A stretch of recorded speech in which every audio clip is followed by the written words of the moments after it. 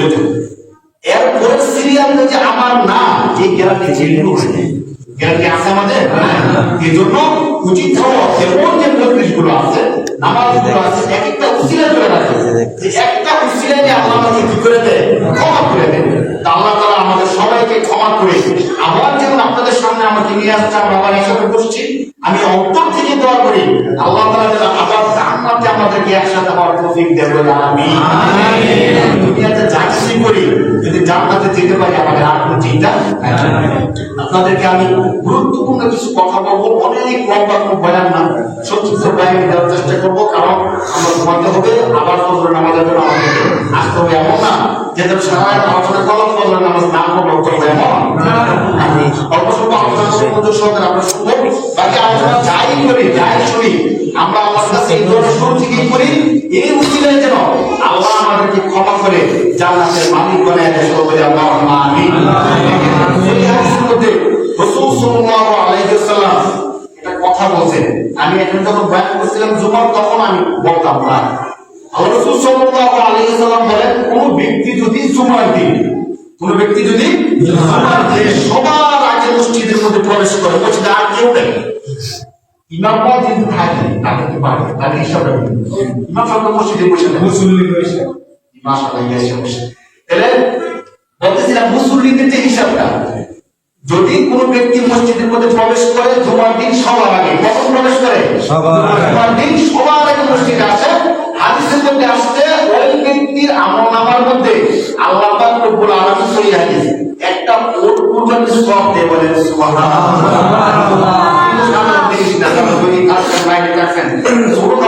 বাচ্চা কিনতে গেল 5 টাকা লাগে, বাংলাদেশের গরুর দাম হচ্ছে 5 টাকা আছে না?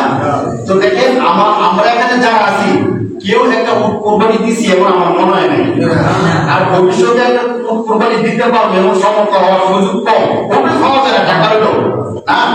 কিন্তু কোন ব্যক্তি যদি দেখেন কত সহজ, কোন ব্যক্তি কোন কিছু করছে না, অনেক বড় মানসিক ক্ষমতা আছে এমন না, শুধুমাত্র জুমার দিন সবার আগে মসজিদে ঢুকছে, হাদিস আল্লাহ তাআলা তার আমলনামার মধ্যে একটা কোরবানির সওয়াব দিয়ে দিবেন, সুবহানাল্লাহ। এই কোরবানির সওয়াব হইতে পারে, আমার হইতে পারে, আমার দোষের কারণে না, আমার টাকা ঠিক আছে, আমার শরীরের একজনের টাকা সমস্যা শেষ, কোরবানি বা আমার নিয়ত ঠিক আছে, আমার জন্য শরীরের একজনের নিয়ত বস্তু খাওয়ার জন্য শেষ, কোরবানি বা আমার সব ঠিক আছে, কিন্তু দুই শরীর দুইজনে মিলে এক শরীর নিয়েছে, কোরবানি বা পুরো কোরবানি বা সবার বা অনেকগুলো মাসালা আছে, কোরবানি কি হয়ে যায় না, কোরবানি সময় বুঝে পরে মাস লাগবে, কিন্তু আল্লাহ যে জুমার দিন আমাকে কোরবানির সওয়াব দিবেন, এটা কি মাফ করার কোনো সুযোগ আছে না? যেটাকে বলতেছিলাম, কোন ব্যক্তি যদি জুমার দিন সবার আগে মসজিদে ঢুকে, তার জন্য আল্লাহ তাআলা কি দেন, একটা কোরবানির সওয়াব দেন, সুবহানাল্লাহ। আমার আগে দিন আলোচনা করছেন, আমার ইমাম সাহেব বলে গেছেন, কোন ব্যক্তি যদি খালেস নিয়ে একবার বলে সুবহানাল্লাহ, কথা বলে, জান্নাতের মধ্যে আল্লাহ তাআলা এমন একটা ফলের গাছ তৈরি করেছেন, যে ফলের গাছের ছায়া একটা 33 ঘোড়া 500 বছর দৌড়ে শেষ করতে পারে না, সুবহানাল্লাহ। এখন আপনাদেরকে আমি যে জিনিসটা বলার জন্য একটু বলছি, সেটা হলো, দেখেন আমরা সুবহানাল্লাহ কখন বলি, যখন বিষয়টা অনেক বড় হয়, অসম্ভবনীয় হয়, আমরা যে অবস্থা আছি একটা কুরবানি করার সমান সুযোগ আমাদের নাই, এই জন্য আল্লাহ কুরবানি সওয়াব দিল, সুবহানাল্লাহ। পৃথিবীর মধ্যে যদি সারা জীবন গাছ লাগান, এরপর 500 বছর ধরে দিও, মানে 100 বছর ধরে এই গাছের ছায়া থাকতো, একটা যত বড় গাছ বড় গাছ, 500 বছরের বড় গাছ, এর ছায়া কোন হইতে পারে, এই তো আপনি দেখবেন কি শেষ। কিন্তু একবার সুবহানাল্লাহ বলে আল্লাহ একটা গাছ লাগাবেন, 500 বছর ধরে এই পৃথিবীর ছায়া শেষ হবে না, এটা কি ছোট কথা না বড় কথা? যেমন বলেছি আমরা সারা জীবন চেষ্টা করে সম্ভব না, পৃথিবীর মধ্যেই সম্ভব না কারোর জন্য, এমন অসম্ভবনীয় এবং অবাক করা বিষয় যখন আমাদের সামনে আসে, তখন আমরা কি বলি, সুবহানাল্লাহ। যত অবাক করা বিষয় আছে তত বলে আমরা কি বলি, সুবহানাল্লাহ, বলি কিনা বলে। আপনাদের একটা তথ্য দিই, দেখেন দুনিয়ার মানুষ অবাক করা অসম্ভবনীয় বিষয় যাকে বলে সুবহানাল্লাহ, আর এমন একটা ঘটনা পৃথিবীর মধ্যে ঘটছে, যেই ঘটনা পৃথিবীর মধ্যে আগে ঘটনায় বড় ঘটনা এবং পৃথিবীর ইতিহাসের রেকর্ডে ঘটনা, যেই ঘটনা ঘটার পরে স্বয়ং আল্লাহ তাআলা বলতেছেন সুবহানাল্লাহ। কি বলতেছে? অসম্ভব ঘটনার সঙ্গে আমরা বলি সুবহানাল্লাহ। আর ওই ঘটনা কেমন ঘটনা, যে ঘটনা ঘটার পরে স্বয়ং আল্লাহ বলতেছেন সুবহানাল্লাহ। কেমন ঘটনা বলে? কারণ আল্লাহর কাছে কোনো অসম্ভব করে ঘটনা নাই আছে? এমন কোনো কিছু আছে যে আল্লাহর কাছে এরকম একটু কঠিন কঠিন কেমন আছে? না, আল্লাহ বলতেছেন বান্দা শুধুমাত্র তোমাদেরকে আমি আল্লাহ হাত দেওয়া বানাইছি, হঠাৎ কুবিয়ে দেখিয়া আমি আমার আল্লাহ হাত দিয়ে কারে বানাইছি? বান্দারে বানাইছি। আর বাকি সবকে আমি আল্লাহ বানাইছি কোন ফায়া কুবাইলে সুবহানাল্লাহ। আল্লাহর কাছে কোনো সাপ আসমান সাপ জমি, আল্লাহ বলছে কোন ফায়া কেড়ে দেন জমিনিটি। ওই করোনাটা কেমন করোনা, যেই করোনা বর্ণনা করতে গিয়ে সব আল্লাহ বলছেন কি সুবহানাল্লাহ। যদি আমরা কোন কথা ক্ষেত্রে বলি যে আল্লাহ বলছেন, তাহলে ওই কথাটা থাকে কোরআনে। কোথায়? শুধু শুধু আমি বলে দিলাম যে আল্লাহ বলছেন, কিন্তু কোরআনে নাই, এটা আমার। আর যদি রাসূলুল্লাহ কোন কথা বলে, আমরা যদি বলি যে রাসূল বলছেন, তাহলে ওই কথাটা থাকে কই? হাদিসে। যদি কেউ বলে যে রাসূল বলছেন, তো হাদিসে নাই, এটা মিথ্যা কথা। আল্লাহ রাসূল হাদিসে স্পষ্ট বলছেন, কোন ব্যক্তি যদি আমার নামে মিথ্যা কথা বলে, আমি বলি না, কিন্তু সে নিজের ক্রেডিট দেখানোর জন্য বলল যে আল্লাহ রাসূল এমন কথা বলছে, তাহলে সে যেন জাহান্নামকে তার ঘর বানায় নিল না। কেমন দেখেন, আসলে একজনের মধ্যে সারাদিন বাজারের মধ্যে বসে রয়েছে, যে বাগুন আছে খাওয়া বাগুনগুলো নিয়ে বসে রয়েছে, বৃষ্টির দিন মানুষের চুলকানি খাওয়া বাগুন দিয়ে খাইতে আসছে, তো বসে রয়েছে বাগুন বিক্রি হইতেছে, মানে কি করা চিন্তা করতেছে, বাগুন কি করা ভালো দেওয়া দেখো না, এত কষ্ট করে বাগুনটি বানাইছে নিয়ে আসছে এখান থেকে, বাগুনটি কি করবো? তার মাথা দেখে স্বাধীন দিস রসুলের নাম দিয়ে একটা কিছু বলে দিই, আর মানুষ রসুলের পাগল, রসুলের কথা শুনলে মানুষ কি হয়ে যায়? পাগল হয়ে যায়। এবার রসুলের নাম দিয়ে একটা কথা বলে যে আমার বাগুন বেচা শেষ হয়ে যাবে, কথা আর বলছিল বলে দিলে বা আকাল বাজিন যা কাকাল যান না, যে বাগুন কিনে খাইবে সে জানাতে প্রবেশ করবে, যে কথা বলার পরে তার বাগুন সব ফেরত কাছে গেছে। মানে আকাল বাজিন যা, যে ব্যক্তি বাগুন খাইবে তা খাওয়া যায় না, সে কোথায় প্রবেশ করবে? প্রবেশ করবে। এটা কি রসুল বলছে?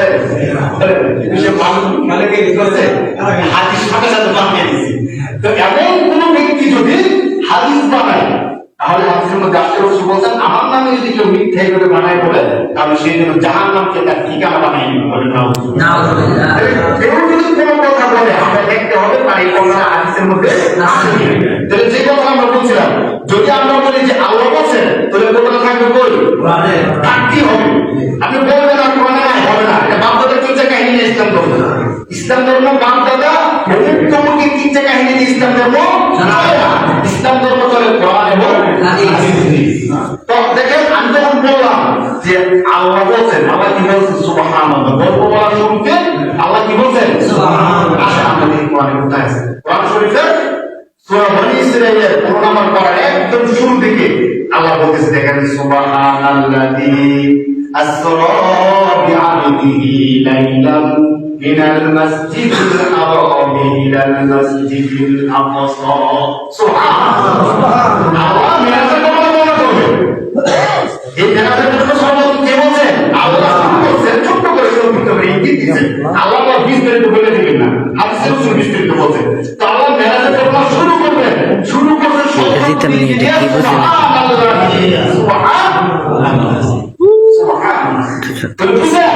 একটা আশ্চর্যজনক ঘটনা শুনে আমরা সুবহানাল্লাহ বলে লাভ দিই। সুবহানাল্লাহ। আর যেখানে সমস্ত সৃষ্টিকর্তা বলতেছেন সুবহানাল্লাহ, তাহলে ওই ঘটনাটা পরিবেশ না কত বড় ঘটনা আমাদের জন্য। দেখি একটু চিন্তা করে প্রফেসর কেরাম বলছেন যে পৃথিবীর শুরু থেকে নিয়ে শেষ পর্যন্ত আমাদের নবী ছাড়া এই ঘটনা আগেও ঘটে নাই, ঘটনা ঘটবে না। আর অবিশ্বাস্য একটা ঘটনা, অবিশ্বাস্য কেন হবে না? আপনি একটু চিন্তা করে দেখেন না যে আল্লাহ রাসূল সাল্লাল্লাহু আলাইহি সাল্লাম মসজিদ থেকে বাইতুল্লাহ থেকে অল্প সময়ের ব্যবধানে আসছে, যে লাইলাতুল মাসজিদ বলছে যে হাদিসের মধ্যে আসছে রাতের অল্প সময়, পুরো রাত্রিতে না, শেষ রাতে কিছু সময়ে আল্লাহ রাসূল মসজিদে কাবা শরীফ থেকে মসজিদে আকসায় গেছে। অর্থাৎ কাবা শরীফ গেছে মক্কা, আর মসজিদে আকসা হলো ফিলিস্তিনে। তাহলে মক্কা থেকে কই গেছেন? ফিলিস্তিন গেছেন। ওই ফিলিস্তিন থেকে আল্লাহ রাসূল সাল্লাল্লাহু আলাইহি সাল্লাম সাত আসমান, আরশ, লৌহ কলাম সব কিছু দেখে এসে বলছেন, এখনো সূর্য উঠে নাই। সুবহানাল্লাহ। বিশ্বাস করার মতো স্বাভাবিক দৃষ্টিতে কিন্তু বিশ্বাস করার ছিল তারা এই ঘটনা বিশ্বাস করে না। এটা খুব বড়। এতদিন পর্যন্ত তো আমরা মনে করতাম মুহাম্মদ সাল্লাল্লাহু আলাইহি সাল্লাম জাদুকর বা এই সেই সমস্যা, কিন্তু এখন দেখতেছি মাথা ঘুরে নষ্ট হয়েছে বলে নাউজুবিল্লাহ। কেন? একজন ব্যক্তি কি এই কাবা শরীফ থেকে ফিলিস্তিন চলে যাবো, ফিলিস্তিন থেকে 7 আসমান দিকে আইতে পারবো, এটা তো তাই না। তখন তো তারা ব্যবসা বাণিজ্য করতো, তো ফিলিস্তিন চাইতে তাদের 6 মাস সময় লাগতো, আইতে যাইতে করবিয়া আইতে যাইতে। তো সে তারা চিন্তা করতেছে না, ওই 6 মাসের জায়গায় 1 মাসে যান, 1 মাসও না, 1 সপ্তাহ না, 1 দিনও না, 1 ঘন্টাও না, অল্প সময়ের মধ্যে গেল। আবার এটা কি করে সম্ভব? আবু বকর কি দিয়ে বলছে, আবু বকর তোমার কি বিশ্বাস হয়? তুমি সালমানের সামনে জানি, তোমার কি বিশ্বাস হয় একটা মানুষ রাতের অল্প সময়ে এই সফর করে ফেলছে, তুমি কি মনে করো? আবু বকর জিজ্ঞেস করতেছে এই ঘটনা বলছে কি? বলছে তোমাদের নবী মুহাম্মদ। শোনেন, আমাদের নবী মুহাম্মদ সাল্লাল্লাহু আলাইহি ওয়াসাল্লাম যদি বলে থাকে তাহলে এই ঘটনা 100 থেকে 100 আবু বকর কি বলা হয়? সিদ্দিক আকবর, সবচেয়ে বড় সত্যবাদী। তো কেন তোমার কাছে কেন বিশ্বাস হইতেছে? তাহলে বিশ্বাস করবেন না কেন? যার কাছে প্রতি সেকেন্ডে প্রতি মুহূর্তে আরশে আজিম থেকে সংবাদ চলে আসে, 1 সেকেন্ড লাগে, 0 সেকেন্ডে 0 সেকেন্ডে আরশে আজিম থেকে নবীর কাছে কি চলে আসে? খবর চলে আসে। ওই নবী অল্প সময়ের মধ্যে আরশে আজিমে যাইব, এটা তো অসম্ভব কিছু না। সুবহানাল্লাহ, এটা তো অবাক করার কিছু। প্রতিদিন শত শতবার আরশে আজিম থেকে সেকেন্ডে সেকেন্ডে সংবাদ আসে, তো তিনি আরশে আজিমে যাইব, এটা অবাক করার কি আছে? এই ঘটনা এতই আশ্চর্য একটা ঘটনা, সত্যিকার আমরা যত সহজে বলে ফেলি, বিষয়টা কিন্তু এতটা সহজ না, এত সহজ না সত্যিকার অর্থে। তখনকার সময় তো ধরেন রকেট ছিল না, এখনকার সময়ে 8 মিনিটে 8 সেকেন্ডে দেখি পুরো পৃথিবী প্রদক্ষিণ করতে পারে এমন একটা যন্ত্র আবিষ্কার করছে। এই মেশিনের মধ্যে উঠলে সারা পৃথিবী ঘুরে আসতে পারবো 8 সেকেন্ডে 8 মিনিট। তো তখন তো আর এমন যন্ত্র ছিল না, থাকতে বলছো যে এই যন্ত্র দিয়ে গেছে। তখন তো ঘোড়া গাধা ইত্যাদি ছাড়া চলাফেরা করতো না, তখন কিন্তু বিশ্বাস করা কঠিন ছিল। কিন্তু যারা ঈমান আনছে, যারা এই জিনিসটা দেখছে, রাসূলুল্লাহ শুধু আরশে আজিমে যাওয়া না, তার দ্বারা তারা বড় মনে করতে চায়। শুধু কাফেররা বলছে আপনি মুক্ত হলে 4 দিনের 2 মিনিট করে দেখা বসে কি করছে না, বলেন বসে কি করছে না। আর দুনিয়ার জিনিস তো কেউ নিতে পারে, তা আপনি মেরাজে বিশ্বাস করবেন না করবেন এটা পরে আপনি চোখের সামনে যে এত বিশাল চাকরি 2 খণ্ড করে দিল, ওই তো আপনি দেখছেন, ওই তো বিশ্বাস করেন। মেরাজ বিশ্বাস করেন না, মেরাজ না বিশ্বাস করার কি আছে? আল্লাহ তাআলা এই 4 যে 2 খণ্ড করছে, আল্লাহ নিজেই কোরআন শরীফের মধ্যে বলতেছেন, যখন তারা বলে ইন্নাসি ওয়ান শাক্কাল কমার, কোরআন শরীফের মধ্যে 4 2 খণ্ডের বিষয়টা আল্লাহ তাআলা নিজেই বলে দিয়েছেন। তো 4 2 খণ্ড করা সহ আর এমন অনেক ঘটনা রসুলকে প্রকাশ পাইছে। এরপর কাফের যারা ছিল তারা বলে বিশ্বাস করেন না, আর যারা মুমিন ছিল তারা নির্বিঘ্নে বলছে যে আমাদের নবী বলছে, তাহলে ঘটনা কি সত্য। দেখেন, আমাদের নবীর জন্য এটা ছিল মহান একটা পুরস্কার। নবীর জন্য মহান একটা কি ছিল? পুরস্কার ছিল, যে ঘটনা আল্লাহ নিজে বর্ণনা করছেন। আল্লাহ রাসূল সাল্লাল্লাহু আলাইহি ওয়াসাল্লাম সাহাবাদেরকে নিয়ে বসে বসে এই মেরাজের ঘটনা বর্ণনা করছেন। যখন রাসূল সাল্লাল্লাহু আলাইহি ওয়াসাল্লাম মেরাজের ঘটনা বলছিলেন, বর্ণনা করতেছিলেন, তখন কাফেররা একবার চলে গেছিল বিশ্বাস না করে, গালাগালি করতে করতে চলে গেছে। পরবর্তীতে সবাই আবার একজন হয়েছে, ওরা বলতেছে যে আরে আমরা কি নবীজি কিভাবে ছেড়ে দেওয়া ঠিক হয়? তাইলে আমরা যে ওনাকে কিছু বললাম না, ছেড়ে দিলাম, তো তিনি এবার প্রচার করতেই থাকবো যে নারাজ করে আসে, আসো আমরা কি নবী, এমন কিছু যুক্তি প্রমাণ দেব, তো তিনি আমাদেরকে প্রমাণ দিতে পারবে না, তখন প্রমাণ হয়ে যাবে মেরাজ ভিত্তি। মেরাজ কি? তো মেরাজ যদি মিথ্যা হয়, তো নবী সাল্লাল্লাহু আলাইহি ওয়াসাল্লাম মিথ্যা কথা বলছেন, একটা মিথ্যা কথা বলে বিষয়টা সব নিয়ে যাবো, কিন্তু এত নবীও কি বাদ হয়েছে। এই পরিকল্পনা করে আমাদের আবার আইসা বলতেছে, আচ্ছা ঠিক আছে, আপনি যে বলেন আপনি মেরাজ করে আসছেন, আমরা কিছু প্রশ্ন করবো, যে আপনার প্রশ্নের জবাব দিতে পারেন। আপনি যদি সত্যি মেরাজ করে বিশ্বাস করেন মতো না, এরপর আমরা কিছু কথা বলে দিই, আপনি মানতে পারেন, ঠিক আছে প্রশ্ন করবো।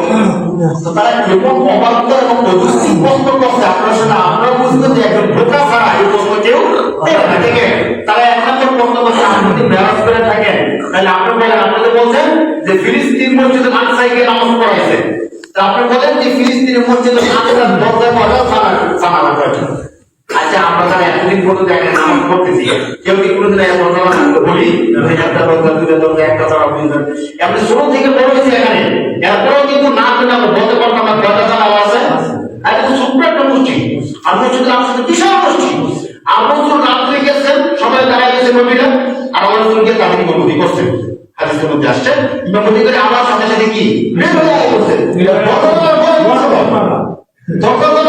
সময় করলো আর যারা সারা জীবন ফিলিস্তিনে নামাজ পড়তেছে তারাই বলতে পারতো না কটা দরজা আছে কটা জানা আছে এই প্রশ্ন করার পরে এখন প্রশ্ন যুক্তি যুক্তি জবাব দিতে জবাব না দিলে তারা কি বোঝা করবো যে প্রশ্ন খুশি করতে পারে না অতএব মেরাজ কিনা সত্য না নাউজুবিল্লাহ আল্লাহ সাল্লাল্লাহু আলাইহি ওয়াসাল্লাম চিন্তা করতেছে কি করা যায় আল্লাহ তাআলা বলেন আপনি চিন্তা করেন না জিবরাইলকে বলে যে মসজিদুল আকসার প্রতিচ্ছবি আমার নবীর সাথে তুলে ধরে সুবহানাল্লাহ যতগুলো প্রশ্ন করতেছিল রাসূলুল্লাহ সাল্লাল্লাহু আলাইহি ওয়াসাল্লাম দেখে দেখে বলে বলে তাদের সমস্ত প্রশ্নের জবাব দিয়ে দিয়েছেন সুবহানাল্লাহ রাসূল যখন মেরাজ থেকে আসতেছিল তখন কাবা শরীফের কিছু লোক কাফেলা নিয়ে গেছিল ওই কাফেলার সাথে রাসূলের সাক্ষাৎ হয়েছে তাদের সাথে কথাবার্তা বলছে পানি খেয়েছে এই বর্ণনা পর্যন্ত তারা যখন আবার মক্কার মধ্যে আসছে এক মাস পরে আইসা বলছে যে রাস্তার মধ্যে তো অমুক দিন অমুক রাত্রে নবীর সাথে আমাদের সাক্ষাৎ হয়েছিল সুবহানাল্লাহ এই কথাগুলো প্রমাণ করে মেরাজের কথা কি 100% তার কারণ কোরআন শরীফের মধ্যে আল্লাহ কি করছেন মেরাজের ঘটনা শুরু করে দিয়েছেন বর্ণনা করা ইসরা রাত্রিকালীন ভ্রমণ অর্থাৎ মসজিদে কাবা শরীফ থেকে মসজিদুল আকসা পর্যন্ত আল্লাহ তাআলা এই বর্ণনাটা কাবা ইয়ার মধ্যে বনী ইসরাঈলের মধ্যে একটু কাছে সুবহানাল্লাযী আসরা বিআবদিহি লাইলান মিনাল মাসজিদিল হারাম ইলাল মাসজিদিল আকসা তাফসীর ইবনে কাসিরের মধ্যে আল্লামা ইবনে কাসির রাহিমাহুল্লাহ তাআলা বিস্তারিত এই মেরাজের ঘটনা বলেছেন যদি শুধু আপনাদের সামনে মেরাজের ঘটনা শুরু থেকে শেষ পর্যন্ত শুধু মেরাজের ঘটনা বলি তাহলে অন্তত 3 ঘন্টা সময় লাগবে ফয়সালে দেখেন যে গল্পটা বলতে সময় লাগবে কতক্ষণ 3 ঘন্টা ওই গল্পটা বলতে কত ঘন্টা সময় লাগবে দরকার একজন আলেম তিনি হিসাব দিচ্ছেন যে আল্লাহ রাসূল যে কাবাগর থেকে ফিলিস্তিন গেছেন ফিলিস্তিন থেকে প্রথম আসমান দ্বিতীয় আসমান তৃতীয় আসমান এইভাবে সপ্ত আসমান শেষ করে আরশে আজিম পর্যন্ত গেছেন উনি দেখাইছেন যে এখানে কয়েক হাজার বছরের রাস্তা আছে সুবহানাল্লাহ কয়েক শত বছর না কয়েক হাজার এক আসমান থেকে আসমানের দূরত্ব তিনি একটা দেখাইছেন যে 500 বছর বা 1000 বছর এইভাবে হইলে কত বছরের দূরত্ব হবে অর্থাৎ আল্লাহ রাসূল এক রাত্র না অর্ধেক রাত্র না রাত্রে কিছু একটা অংশ আল্লাহ রাসূল সবকিছু করে ফেলেছেন করাতে পারে কে আল্লাহ কে করতে পারে আল্লাহ আপনি কি সৃষ্টি করছেন ভুল করে সাত আসমান সৃষ্টি হয়ে যায় ওই আল্লাহর কাছে তো অসম্ভব একজন বড় একজন বক্তা বলছিলেন না যে দেখবেন কোন একটা মন্ত্রী বা কেউ যদি রাস্তা দিয়ে আসে ওই সমস্ত গাড়ি ঘোড়া রাস্তাঘাট সবকিছু বন্ধ করে দেয় কেমন মন্ত্রী আসতেছে এই রাস্তা দিয়ে চলতে পারে না সবকিছু বন্ধ করে দেয় বন্ধ করে দেয় সব বন্ধ আজকে ওই সব উনি বলছিলেন যে আল্লাহর কাছে তো আমাদের প্রতি থেকে হাজার গুণ বেশি সম্মানিত হতে পারে আল্লাহ রাসূলের সম্মানে সময়ের যে চালিকা শক্তি আছে সময়ের চালিকা শক্তিকে বন্ধ করে দিয়েছেন আল্লাহ সময় বলছে যে আমার বন্ধু যদি আমার কাছে সাক্ষাৎ করতে আসবে দিন মাস এটা তো অনেক হয়ে যাবে যদি 1000 বছর ধরেন যে 1000 বছর পরে রাসূল এলে মহান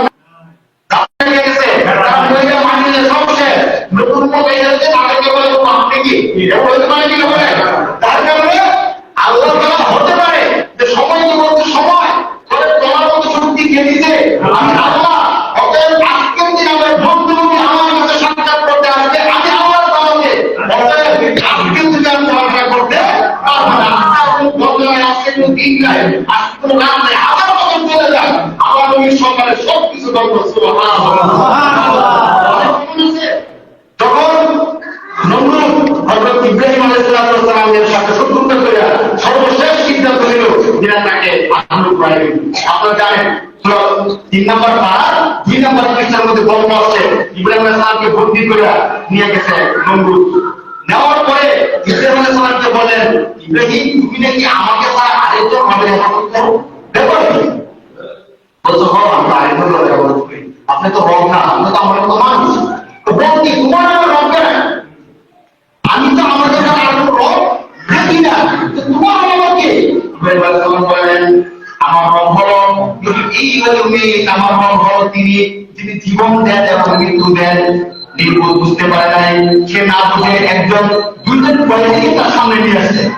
ফাঁসির আসামি দুজন আইনে সেটা বলতেছে, একজনকে সে মুক্তি করে দিচ্ছে যে তোমাকে আমি জীবন দিয়ে দিলাম, আরেক বলছে তাকে হত্যা করেছে, হত্যা করেছে তাকে কি করলো, মৃত্যু দিয়ে দিল। দেখো আমার চোখের সামনে আমি জীবন দিলাম, আমি কি দিলাম, মৃত্যু দিলাম। তাও তুমি এটা জীবন দেওয়া না, জীবন নেওয়া না। হ্যাঁ, তুমি যদি তোমার কথা সত্যিবাদী হয়ে থাকো, আমার রব শুধু জীবন দেয়, জীবন নেয় না। আমার রব প্রতিদিন সকালে পূর্ব দিক থেকে সূর্যটা উঠা এবং পশ্চিম দিক থেকে সূর্যটা ডুবা। তুমি যদি রব হয়ে থাকো শুধু একদিনের জন্য, তুমি আমার রব পূর্ব দিকে উঠায়, তুমি পশ্চিম দিকে উঠে যাও, পূর্ব দিকে একদিন আমার রব করে সারা জীবন করতেছে, কোনোদিন একদিন কি হয় না। তুমি যদি রব হয়ে থাকো, তুমি কয়েকদিন দেখি তোমার পরিবার পাটা কেমন, তখন তো আল্লাহ কথা বলতেছে পাও বিশ্বজিৎ কথা সে ব্যক্ত হয়ে গেছে, বাংলা ভাষায় বলা হয়ে গেছে, আর কথা বলতে পারবে না। কথা বলতে না পেরে না না ইংরেজি সাথে পারে নাই, না করলে আমরা কি করি, তখন পারি না, তখন চুপ কর, কথা বলিস না, তখন থেকে কথা বলে মাথা হয়ে ঢুকি দিয়ে তখন গালাগালি শুরু করে, মুখ খারাপ করা শুরু করে। আরে এখন বলা ছিল, এখন আপনি মারলে হয়ে গেছে, এখন শেষ যখন পারো না তখন ইন্টারন্যাশনালকে ধমক দিয়ে দিল, জনগণকে বলো তাকে কিভাবে হত্যা করা যায় সেই সিস্টেম করো। শুধু হত্যা করে তো ছাড়বো না, সারাদিনের সবাই জানিয়ে দেবো যে ওদের তো রব ছিল, আমার রব মানে নাই, এগুলো আমি কি করে দিছি তাফসীরের মধ্যে আছে যে 40 দিন পর্যন্ত শুধু লাঠি জোগাড় করছে, বিশাল বড় এক ময়দানের মধ্যে লাঠি সংগ্রহ করে সারানি দিয়া এমন একটা মঞ্চ তৈরি করছে যে সারা বিশ্বের সবাই প্রমাণ থাকতো যে একজন মানুষ ছিলেন যে তাকে রব মানে নাই, তাকে কি করছে একজন মানুষকে চালানোর জন্য কি 40 দিন লাঠি জোগাড় করা লাগলো। একদিনে আমার বিজয়নগরের 2টা লাঠি দিলে একটু শেষ হয়ে যায়, বিজয়নগরের যে কাজগুলো আছে একদিকে তো লাঠি, আর 40 দিন কি করছে লাঠি জোগাড় করছো, আমরা কি করবো। আমি প্রমাণ করতেছি যে আওয়ামী চাইলে সময়কে বন্ধ করে দিতে পারে, অনেক প্রমাণ আছে। এখন সবকিছু করার পরে আগ্রহ নিরীক্ষণ সত্যি বলে ফেলি, এখন আগ্রহ নিরীক্ষণ করলে জিজ্ঞেস করতে মানুষ কিনা করে না, বুঝতে না কিন্তু আগ্রহ আমি আগ্রহ দেখো ছেলে খেলা আছে, তুমি চাইলে করবে না চাইলে করবো না। আমি এমন করতে পারি যে ঘরের ক্ষমতা তোমার থেকে হাজার হাজার কোটি গুণ বেশি কোনটাই করে পরীক্ষার মাধ্যমে অনেক বড় ইতিহাস তৈরি শুরু করে নেব, পরীক্ষার মাধ্যমে তাকে আগ্রহ নিরীক্ষণ করা হবে। তখন আগ্রহের মধ্যে নিক্ষেপ করছে কারে, হরিণকে কাকে বলে আমরা বিশাল করবো। আগুন কাজ তৈরি করে, আগুন মানে থেকে আগুন কাজ তৈরি আর সবাই যে আগুন দেয় আলোর বন্ধু চিন্তা করে দেখছেন। আপনার কাছে ধরেন আমি আমার একটা পছন্দ করবো, আপনার বন্ধু এখন কেউ যদি আমার মারা জন্য আপনার কাছে দিয়ে যাচ্ছে কেমন মারবে নাকি সুবিধা হয়ে যায় হয় নয় টাইম আসবে নিরাপত্তা দিয়ে দিল, আমরা নিরাপত্তা দিয়ে দিল, তো তারা তো বুঝতে পারে না মানে সমস্ত সৃষ্টিকে আল্লাহ যে আল্লাহ সবকিছু সৃষ্টি করছে, আল্লাহ যে বন্ধুকে আগুন করা হয়েছে তারা তো বুঝতে পারে নাই। ইতিহাস সাক্ষী যখন আগুন মধ্যে খাওয়ানো হয়েছে, আগুনকে আল্লাহ বলে দিয়েছেন কুলনা ইয়া নারু কুনি বারদাও ওয়া সালামুন আলা ইব্রাহিম। তোমাকে সালাম করবো, এই ক্ষমতা আমি আল্লাহ দিচ্ছি, আমার বন্ধুকে তোমার মধ্যে আমার শব্দ হলো, তুমি জানাই গেলে ভুলের কথা তাকে একটা প্রশ্ন স্পর্শ করতে পারবো না। আগুন শুধু আদেশ করতে তা না, যেমন আল্লাহ বলছেন দেখেন কিছু শব্দ কিছু সময় কিন্তু বলতে পারলাম, শব্দ এমন আছে আল্লাহ বলছেন যে আগুন তুমি তাকে ভয় না, কেউ তো চলেছ।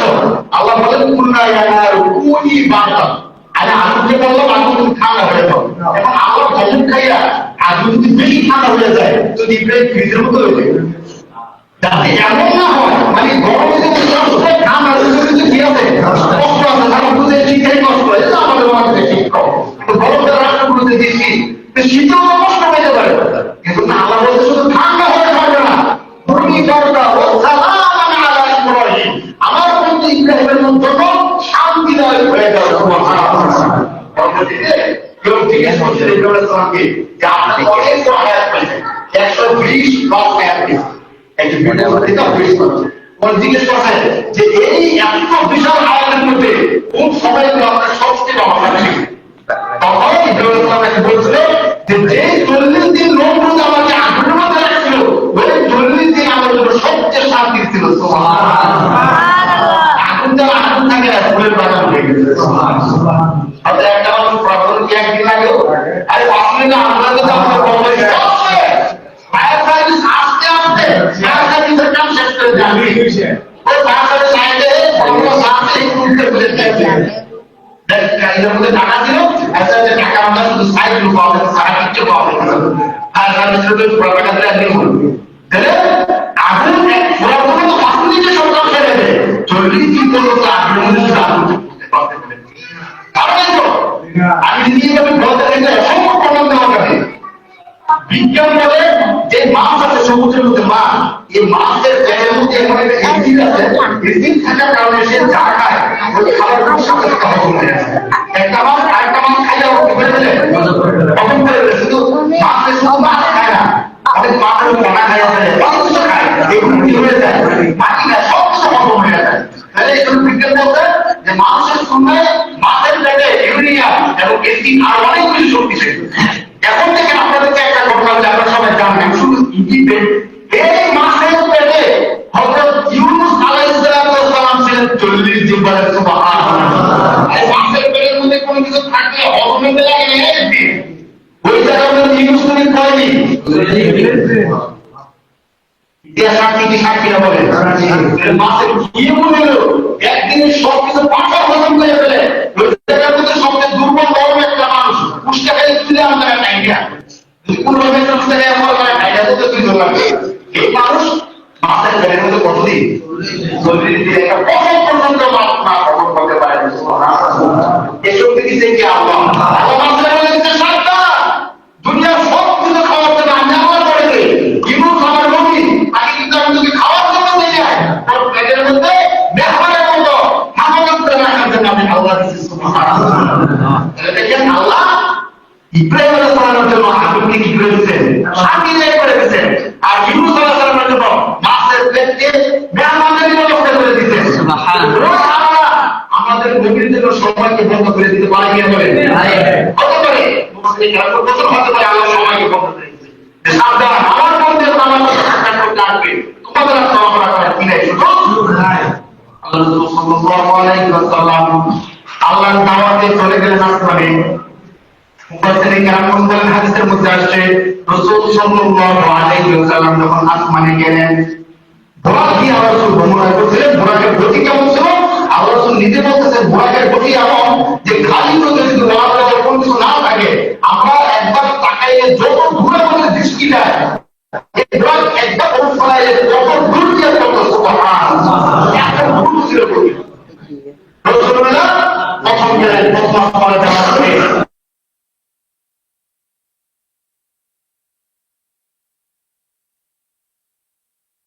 দ্বিতীয় আসমানে গিয়ে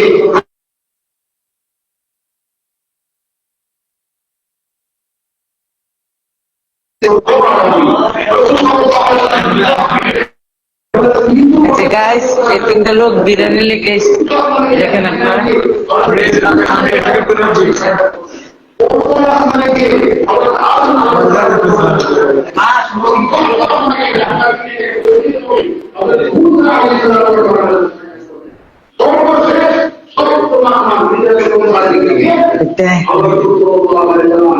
লাইন বন্ধ কর, লাইন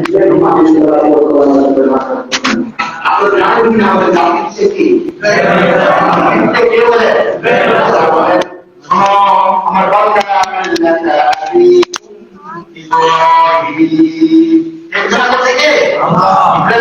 আমাদের জাতিকে কথা বলছে কে? আমাদের জাতির উদ্দেশ্যে রাসূলুল্লাহ দেখা বলেন, সেখানে গিয়ে ইব্রাহিম সালাম বলেন, নবী এতক্ষণ পর্যন্ত আমি আসছি, এখন আর আমার প্রয়োজন নাই, আল্লাহর কাছে যাইতে আপনি আল্লাহ নেই আমার আমিয়া করে ঠিক আছে, কিন্তু মেহমান কে? জিব্রাইল থেকে আল্লাহ নবী, আল্লাহ নবী, আল্লাহ নবী আপনি এখন আল্লাহ দরবারে যাবেন, আল্লাহ আমার কথা আপনি একা হয়ে যান। এখন থেকে এই বিশেষ কোর্স আপনার সাথে কাজ করবে, আপনি একাই যেতে পারবেন। রাসূল সাল্লাল্লাহু আলাইহি ওয়াসাল্লাম আল্লাহর কাছে গেলেন, আল্লাহর সাথে কথাবার্তা বললেন। এর মাঝখানে আল্লাহ পাক রব্বুল আলামিন রাসূল সাল্লাল্লাহু আলাইহি ওয়াসাল্লামকে জান্নাত দেখাইলেন, জাহান্নাম দেখাইলেন, আর জাহান্নামের বিষয় আছে সব কিছু দেখাইলেন। কেন দেখাইলেন? যাতে করে কেউ বলতে না পারে যে ইসলাম ধর্মের অন্ধবিশ্বাস। না নবীকে দেখছে, না আল্লাহকে দেখছে, না জান্নাত দেখছে, না জাহান্নাম দেখছে, কোনো কিছু দেখে নাই। তো তার কিভাবে আমরা যে শেয়ার দিই, তারা রাখার আছে, বেঈমান আছে, তারা বলে আমরা তো মূর্তির সামনে শেয়ার দিই, মূর্তিকে দেখি। যদি আমরা বলি যে মূর্তি বানাইছেন আপনার বাঁশ দিয়া, আমাদের খেয়াল করে একটু দাম দিয়া মূর্তি বানাইছেন, কিছুতে একটা বাঁশের খুঁটা দিয়া রাখেন, এটা আপনি আবাদত করেন। তো তারা বলে আমরা তো এটা একদম অন্তত করি, আপনারা কি আমাদের হাওয়ার মধ্যে চলতে দেন? বলেন না এই কথাগুলো বলতে না পারে, এই জন্য আমাদের নবীকে আল্লাহ তাআলা জান্নাত জাহান্নাম সব কিছু দেখাচ্ছেন। কেন দেখে? যদি আমাদের সমাজের যিনি লিডার, যিনি সারা জীবন সত্য কথা বলছে, বিশ্বস্ত ব্যক্তি, তাকে যদি আমেরিকায় গিয়ে বলা হয় এই এই জিনিসগুলো আছে, আপনার এলাকার লোকেরা যদি ভালো করে কাজ করে এই জিনিসগুলো তারা পাবে, তিনি তখন নাকি আমেরিকা থেকে আসবে, সবাই তাকে মানি, তিনি সত্যবাদী, এসে বলে আমরা বিশ্বাস করবো না, বলবো আমার সবার আমার আছে, সবাই সে জিনিস চাবে। এই জন্য আল্লাহ তাআলা এই জিনিসটা বুঝতে চাইছেন যে নবী জন্মের পর থেকে নিয়ে তোমাদের সাথে ছিল, একটা মিথ্যা কথা বলে না।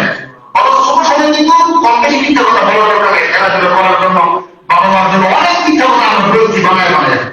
এরপর যখন বিয়ে শাদী করি তখন ইংলিশের ভিতরে মিথ্যা কথা। আমার একটা লোক ছিল, সে যখন বাজার করতো সমস্ত বাজারগুলো ঘরে যাওয়ার আগে বলতো যে বাজারগুলো যখন ঘরে দিবা, ঘরে যাওয়ার আগে যখন দাম জিজ্ঞেস করবো সবগুলো দাম বলতে করতে হবে। মাছ যদি কিনতে 100 টাকা দিয়া বলতো কত টাকা? 50 টাকা। সবজি কিনলে 100 টাকা দিয়ে বলতো 50 টাকা। জিজ্ঞেস করলে এমন না, যদি সঠিক দাম বলি আমার বাজার আমার কখনো কিনতে পারে এত দিয়ে আপনি বাজার করেন, কেউ এমনি ঘুমায় না, আমার ঘুমতে এমনি শেষ হয়। এই জন্য সকল স্ত্রী যা বলতো সব কিছু এইভাবে বানায় স্ত্রী করে কম বেশি সবাই আমরা স্ত্রী করে, সবাই যায়।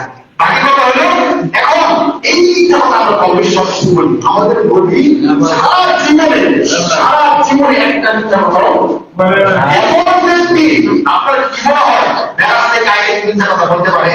তিনি সারা জীবন মিথ্যা কথা বলেন, মেরাজ থেকে মিথ্যা কথা বলে 10 টাকা পাইবো 5 টাকা কিচ্ছুই না।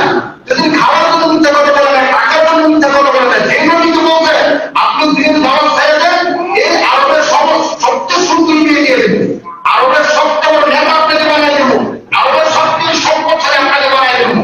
আল্লাহ বলতে আমি এগুলো না, এগুলো তুচ্ছ জিনিস, এগুলো তাই দিতে পারবা, কিন্তু যে জিনিসটা তোমার দিতে পারবো না ওই জিনিস যদি আমাকে দেও, যদি আমার ডান হাতে সূর্য এনে দাও আর আমার বাম হাতে চন্দ্র এনে দাও, আল্লাহর কসম আমি দিনের দাওয়াত ছাড়বো না।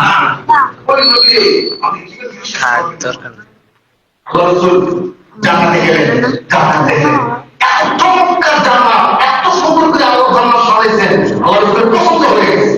আল্লাহ রাসূল বলতেছে আমার এই চমৎকার জান্নাত আল্লাহ যে জান্নাত বানাইছে, তোমরা যদি দেখতা জান্নাতে ঢুকতা, আমার মনে হয় জান্নাত থেকে তোমার বের হয়ে আইতা আইতে বের হয়ে আইতে তোমাদেরকে জান্নাতের জন্য, কিন্তু তোমরা ঢুকলে এই জান্নাত থেকে আর বের হয়ে আল্লাহ হাদিস কুরসির মধ্যে বলেন আযাতু লিল্লাহিস সালিহিন আলা আইনুন রাত ওয়ালা উযুনুন সামিআত ওয়ালা খালরা আলা কলবি বাশার।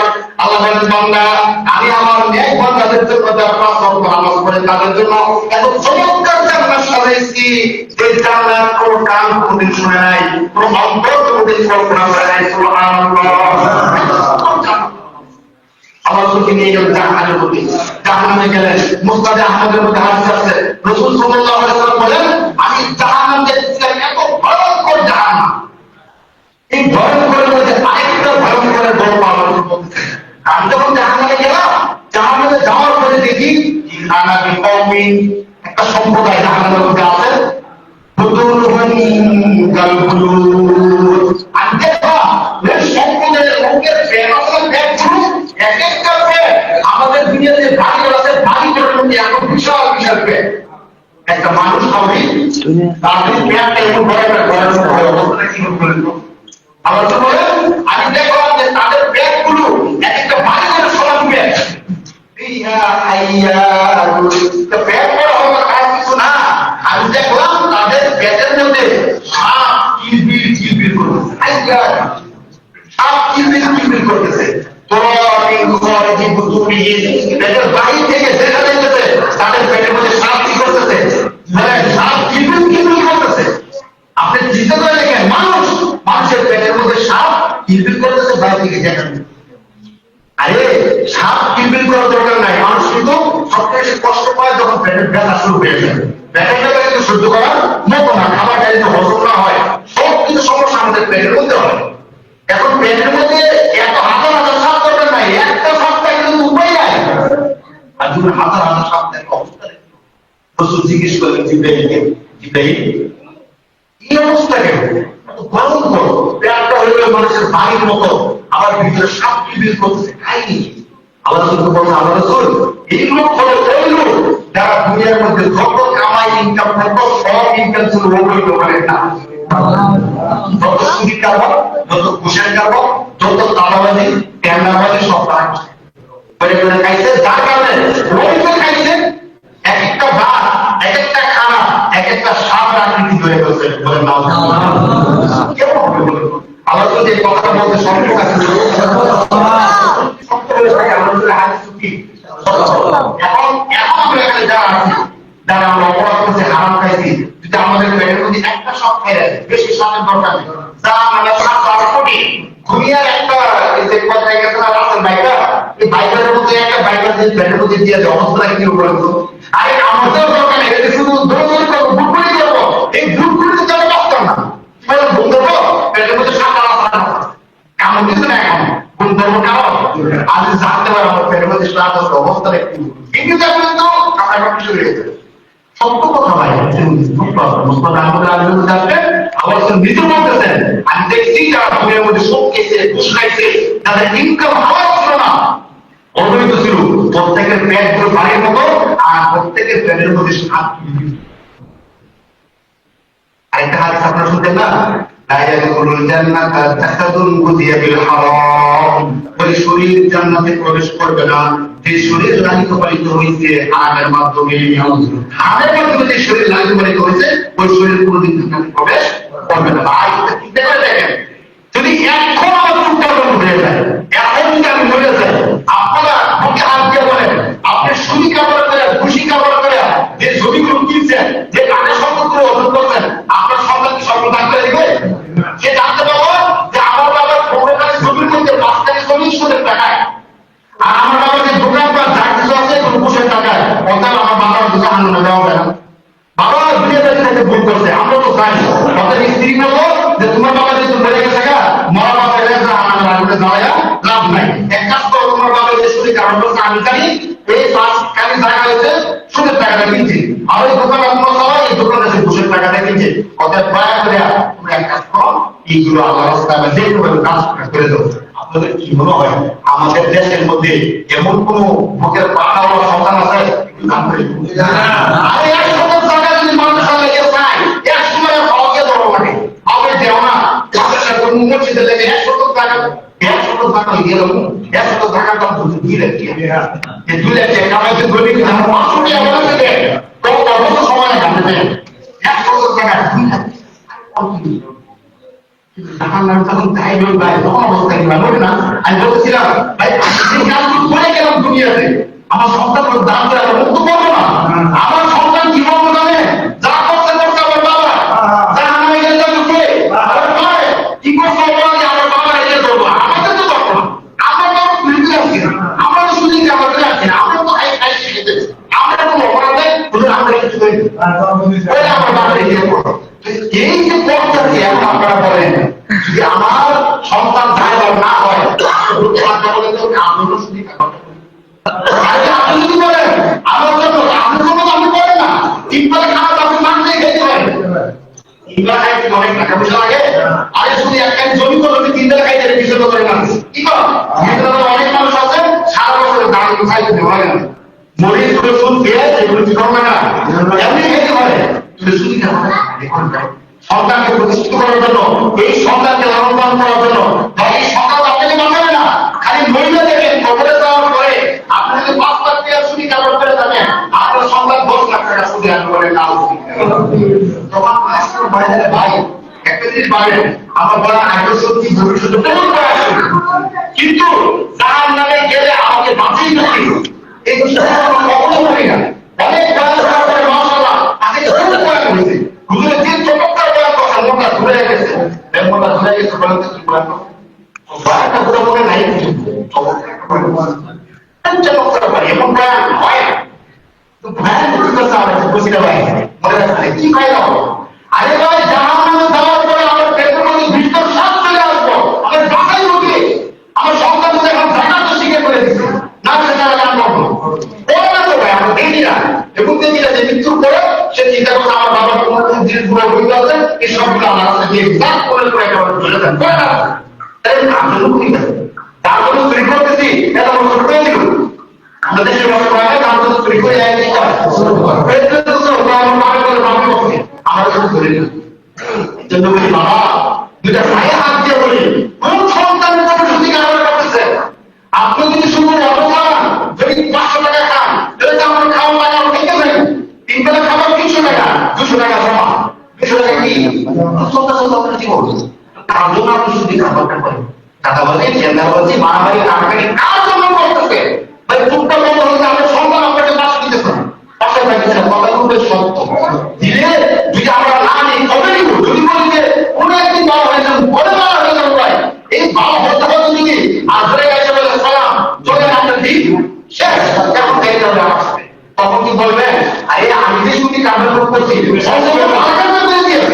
মানে খুব জানতে চাইলে শুধু কেন শেষ করে আমি তো দুনিয়া করতে কাজ করলাম না কারণ আমি যে আরো জমি পেয়ে গেছি আবার ওদিকে যে অমুকের জমি তমুকের জমি কয়েক শতক ঢোকাই দিয়েছি কিন্তু আমার স্ত্রী বুঝে না সেখান থেকে আমার সন্তান করতে না জমি যেটা ব্যস্ত আমি বুঝি অতএব আগে আমার এই সময় যাও আমি শুধু সে পুষ্ট ব্যাংক হয়ে আমি তোমাকে দাম করবো আগে কিন্তু আগে ঠিক আছে আমি এটা বলবো বলবো বলবে না কারো ক্ষেত্রে এই কথা বলে না জায়গা জমি না এবং কোটি টাকা যে গরিবের মধ্যে আপনি আপনার না একটা গরিবতা চলে না আপনার ইনকাম দিয়ে কি চলে এমন সময় আপনার যাওয়ার সময় হয়ে গেছে আসলে এগুলো চলে খারাপ এখন আপনাদের যাইতে হবে তখন কাজে বলতে পারেন যে আমার সারা করে খেলা সারা করে যদি বানালে কেন করবো প্রতিদিন বানালে কি করবো অন্তত আমার গরিবের দিকে পারি আমার জন্য না আমি তো যে করতে চাই না আমার ছেলে সরকার গরিবের দিকে তাকায় আর সময় দেন আমি গরিবের বুঝাইয়া হবে ভাই আমাদেরকে বলি ভাই আমি যে সুদী কারবার করি অনেক ক্ষেত্রে এমন হয় যে সুদী কারবার করে ঘুষের কারবার করে আমরা ভুলটাই করি সরকার থেকে জানাই না অন্যকে যদি আমার প্রদায় দিয়ে রাখছি আমার সরকার তারা খারাপ না আমার বাসা সুদী কারবার করে আমার বাসা আসলে জমি লাগিয়ে গেছে খারাপ না এটা সরকার থেকে জানাই না তা আপনি জানাই দিল না আপনি সরকারকে দোষ দিতে পারতেন না সরকার জানা না এই জমিতে আপনি সুদীর টাকা দিয়ে আরেকজনের জমি লাইন টাকা কাটবে আমি দিচ্ছি রাত্রিবেলা যখন সবাই চলে গেছে বাকি আধার হয়ে গেছে এখন শুধু বসে বসে যে আমরা দেশীয় ভাষায় বলি আইকাটা কাটতে কাটতে এমন হয়েছে 2 হাত ভিতরে ঢুকে গেছে 2 হাত ভিতরে ঢুকেছে আবার প্রতি বছর মাপে কি টাকা জমি রেখে জমি দিত প্রতি বছর মাপে মাপে না তো আপনি যে 2 হাত ঢুকে গেছে 2 হাতের মধ্যে পড়া না আমি বলে এই 2 হাতের দাম না হয় ওটা মাপবে পায় কিন্তু এই 2 হাতের দাম যে খাইছেন আপনি আপনার পেটের মধ্যে দাম দেন নাই বরং সাপের বাপ খাইছে এগুলো হাসপাতাল বাজারে আপনাকে কি ভিতরে কথা বলে শুনতে যদি কেমন কেমন লাগে কিন্তু ওই দিন ভালো লাগবে যেদিন থেকে আপনি আর্থিক প্রদর্শনের সমস্ত সুবিধা আপনার ফেলে দিয়েছেন শেষ হয়ে গেছেন হাসপাতাল বাজারে যাওয়ার পরে যখন দেখবেন যে আপনাকে সাপে কামড়াইতো কিন্তু আপনি তওবা করার কারণে এখন সাপে কামড়াইতেছে না তখন বলবেন হুজুর আপনার কথাগুলো আমাদের কি দিচ্ছে এই কথাগুলো বিরক্তিকর কথা তারা এগুলো করি তাদের করে এই কথাগুলো কি হয় বিরক্তিকর কিন্তু সত্যিকার অর্থে এই বিরক্তিকর কথাগুলো বলে আমার লাভ কি আপনারা যে আরেকজনের জমি মেরে গেছে এখন আমার কথা শুনে জমি সাইড দেয় একসাথে কি আমার নামে করে দিবে এমন কি হইলো যে হুজুরের বয়স শুনিয়া লোককে 500 জমি ছেড়ে দিচ্ছে যে ছেড়ে দিচ্ছে 250 জমি হুজুরের নামে দিয়ে দেবে 5 লাখ টাকা সুদ ছিল তার সুদের টাকা ছেড়ে দিচ্ছে এখন 1 লাখ টাকা হুজুর দিয়ে দিব কেউ দিব না কিন্তু আমার ইচ্ছা হলো হুজুরের হাদিস অনুযায়ী আমি জানতে চাই আমার বাবা মা আত্মীয় যারা আমার পিছনে নামাজ পড়ছে যারা আমার মুসল্লি তাদেরকে নিয়ে যান আমি জান্নাতে যেতে পারি বলে এই দিকটুকু থেকে বলে ভাই দেখেন আমরা যে সন্তানদেরকে এখন তৈরি করতেছি কত কষ্ট করে করছি কিন্তু সন্তানকে ঠিক শিক্ষা দিতেছি না, সন্তানকে সঠিক শিক্ষা দিতেছি না। আজকে আমি অপরাধ করছি, কোনো একদিন আমি ক্ষমা চাবো অপরাধ না করবো, একটা বিষয়। কিন্তু আমার সন্তানকে যদি সঠিক শিক্ষা না দেওয়া যায়, আমার সন্তান ক্ষমা চাবে না আমার কাছে। সে এভাবেই বলে উঠবে, সন্তান যখন নাকি এই কাজ করবে তখন অবস্থায় একবার ভাবছে আমাদের শুধু শেষ করে দিয়ে ছোট একটা কথা বলে, সারা বিশ্বের সমস্ত বৈজ্ঞানিক যদি একসাথে হয়, একসাথে হলে তাদের সমস্ত মেডিসিন বাইকা একসাথে করে একটা সরকার বানাইতে পারবো?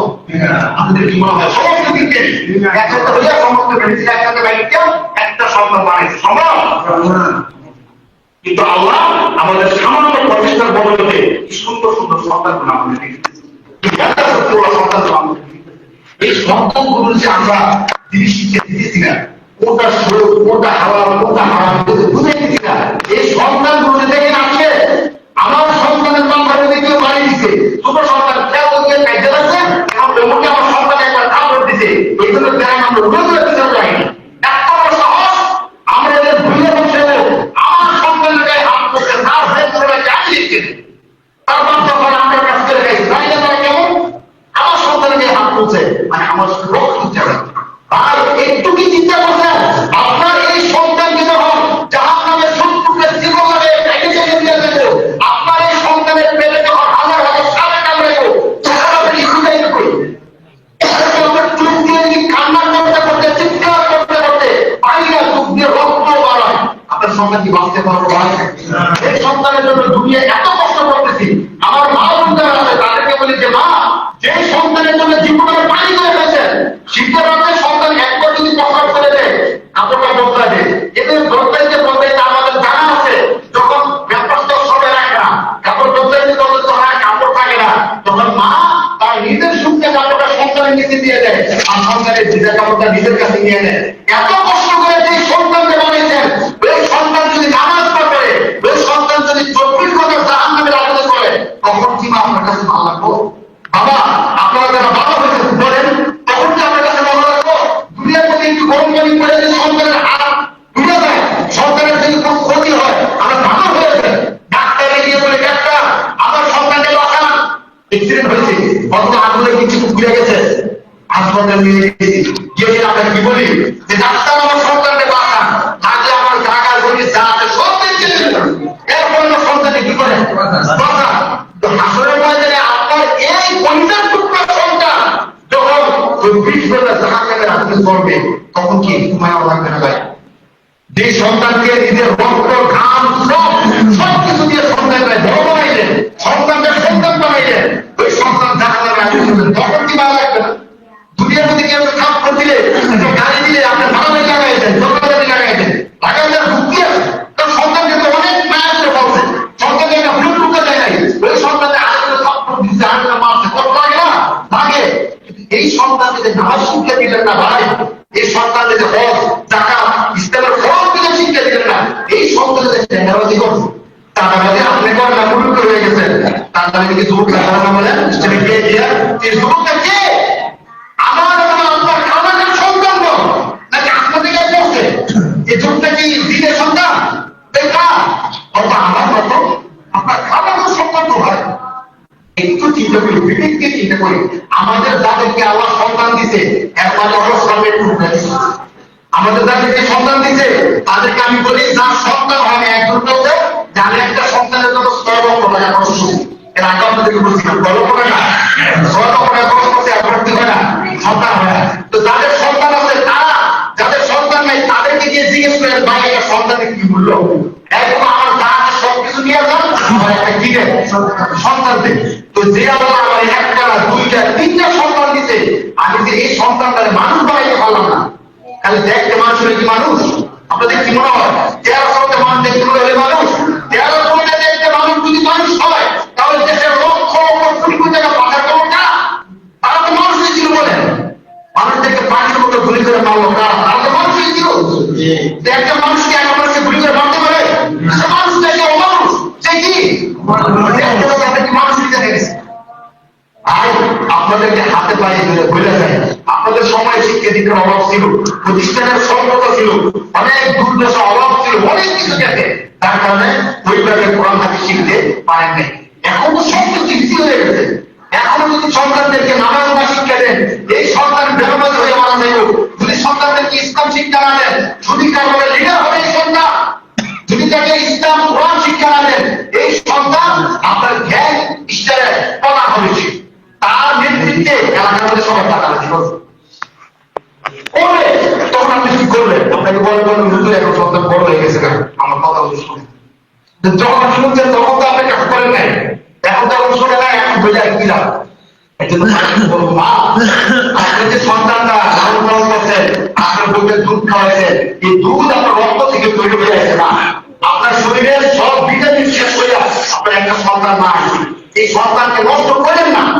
আপনার কেমন কষ্ট হয় এই সন্তান যখন জাহান্নামে যাবে না, যখন এই সন্তান দিন শিক্ষা অর্জন করবো না, নামাজ পড়বো না, রোজা রাখবো না, দাঁড়িয়ে রাখবো না, এই সন্তান আল্লাহ রাসূলের সামনে দাঁড়াবে কি করে? আমাদের নবীর উম্মত, যে নবী আমাদের জন্য নামাজের জন্য জান্নাত মুবারক শহীদ করেছেন, যে নবী সারা শরীর থেকে রক্ত ঝরেছেন, ওই নবীর সামনে আমরা যখন দাঁড়াবো, তখন নবী যদি বলে আমি আমার জীবনে এত কিছু করলাম, কি নামাজ ঠিক করলাম না, আমার সময় নামাজ পড়লে গুলি করে চলে যেত, তোমার সময় নামাজ পড়লে কোনো লাভ হয় কিছু, এখন নামাজ পড়লে মানে ভালো লাগে, খারাপ করে ভালো লাগে। একটা যুবক যদি নামাজ পড়ে দেখে কাম হলো দূর দেশ থেকে দিয়েছে এর মুখে যখন মেয়েটা বিয়ে দিব ছেলেটা কেমন, আপনি জানেন সে কি করে? নামাজ পড়ে। ছেলে মানে কি আল্লাহ হাজার মধ্যে একটা সমস্ত নামাজ করতে দেয়, তখন বিয়ে কেন লিখে থাকে এত বোঝা যায় যে নামাজ পড়ে মানুষ কি করে, ভালো করে। নবীর জমানে নামাজ পড়ে মানে কত সময় নামাজ পড়তো, আল্লাহ রাসূলকে মানতো, এই জন্য কাফেররা ভরসা দিয়া তার রক্তস্থান আঘাত করে আমাকে শহীদ করে দিয়েছে। কেন শহীদ করতে? সেই চুরি করছিল, ডাকাতি করছিল, কিচ্ছু করতো না, নির্ভর অপরাধ মানুষ, শুধু আল্লাহকে মানছে, নামাজ পড়ছে, এই জন্য তাকে কি করে দিয়েছে? এত সুযোগ থাকা সত্ত্বেও দেখেন যদি আমাদের সন্তানকে শিক্ষা না দিয়ে যায়, আল্লাহ না বলে দাঁড়াই কথাগুলো বলে যায়। যদি আল্লাহ এই সন্তান দিতে পারে, স্বর্ণের টুকরা দিতে, এই স্বর্ণের টুকরা পায়ে যদি সঠিকভাবে ব্যবহার করতে না পারে, এই স্বর্ণের টুকরা কোন কাজ দিবে না, আমার ক্ষতি হবে।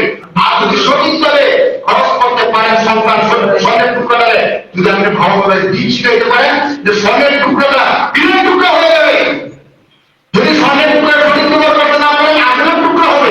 আর যদি সঠিকভাবে সন্তানদের সঠিক শিক্ষা দিতে পারেন, এই স্বর্ণের টুকরা কি টুকরা হয়ে যাবে?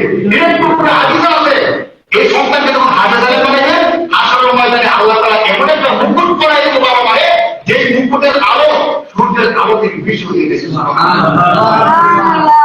আমার মা বোনেরা আছে, তাদের কি মনে চায় না যে হাসরের ময়দানে যাওয়ার পরে আমার মাথা মধ্যে একটা মুকুট পরাই দেবে? বাবা যারা আছে তাদের কি মনে কথা মনে তো দরকার নেই। এই জন্য আমাদের যাদের সন্তান আছে, আল্লাহর রাস্তে নিজের পুঁজি হিসেবে আপনার সন্তানের মানুষ বানাই দিয়ে যাবে। আপনার সন্তানের মানুষ না বানাই কি হবে জানেন? বেশি টাকা পয়সা করার পর ভরতে পারে। আমাদের মসজিদের হুজুরকে ধরে যে হুজুর আপনার তো মারা গেছে, 2 বছর হয়েছে, আসেন আমার বাবার খবরটাকে একটু ঠিক করে দেন, মোনাজাত করে দেন। তো হুজুর নিয়ে গেছেন, হুজুর মোনাজাত করতেছে, কেন মোনাজাত করতেছে?